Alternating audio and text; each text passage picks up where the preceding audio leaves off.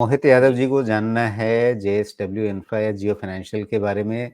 तो चलिए आमतौर पे जैसा हम लोग कहते हैं कि एक दर्शक का एक ही सवाल लेंगे तो जेएसडब्ल्यू इंफ्रा की बात कर लेते हैं। यहाँ पे लंबी अवधि के हिसाब से अगर निवेश करना हो तो क्या जेएसडब्ल्यू इंफ्रा सही लग रहा है इसमें? देखिए, जेएसडब्ल्यू इंफ्रा का एक साइकिल और रहना चाहिए। अब सवाल है कि इसमें सेफ्टी नेट कितनी है, वो एक बारी देखना चाहिए। हाँ, इसमें भी प्रॉब्लम यही है कि महँगा बहुत हो चुका है, ओके? तो इस लेवल पे आपको सेफ्टी नेट नहीं मिलेगा। 20, 20, 16, 17, 73 नहीं, सेफ्टी नेट तो नहीं है। अब ऐसा है भाई साहब, ऐसा है कि हो इसका सेफ्टी नेट ये है कितने पे, 250 पे, 10% नीचे कभी दिखे तो इसको आप रिव्यू कराइए। बिकॉज़ हो सकता है कि वही इसका डिसीज़न मेकिंग बनेगा 225 के आसपास, ओके। वैल्यूएशन वहाँ पे भी शायद स्ट्रेस्ड ही रहेगा, लेकिन इसका सेगमेंट ऐसा है कि इसको थोड़ा प्रीमियम वैल्यूएशन मिल सकता है, लेकिन इतना भी इसका 20% ठीक है, लेकिन फिर भी महँगा बहुत है। इतना महँगे में आपका सेफ्टी नेट तो नहीं रहेगा।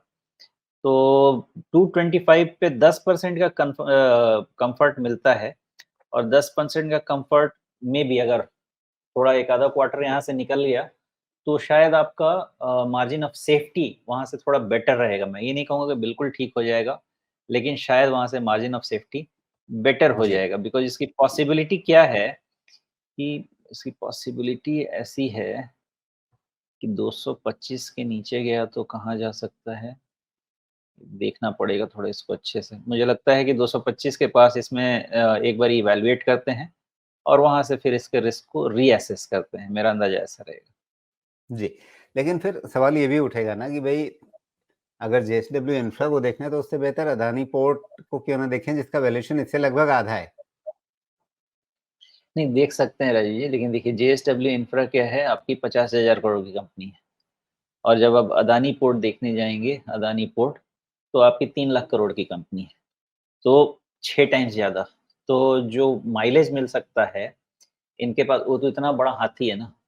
तो 2 लाख 3 लाख करोड़ पे आप 10% का मार्केट कैप ऊपर लेना मतलब आप 30,000 करोड़ की बात कर रहे हैं। लेकिन 50,000 करोड़ पे 10% का मार्केट कैप 5,000 करोड़ की नहीं बात तो उस करें, तो लॉजिक से यहाँ फिर पे आप अपॉर्च्युनिटी उस बेटर हो लॉजिक सकती है।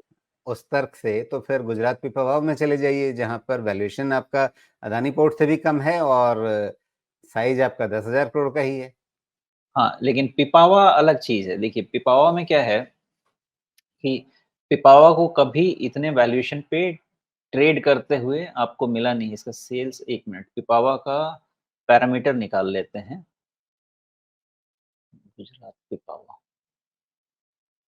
ओके, सी नहीं इसका जो वैल्यूएशन पैरामीटर में आप देखेंगे तो इसका आरओई इटसेल्फ ही मैच नहीं करता ना इन सबको।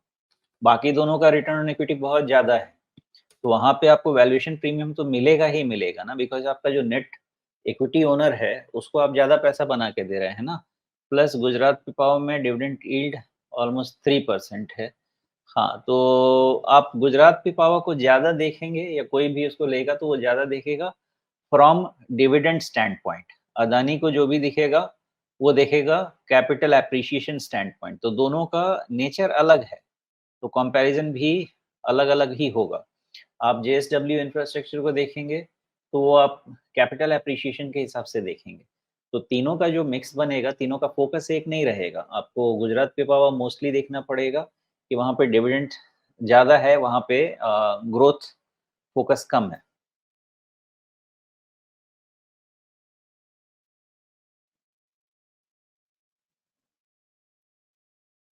आपकी आवाज़ नहीं आ रही है।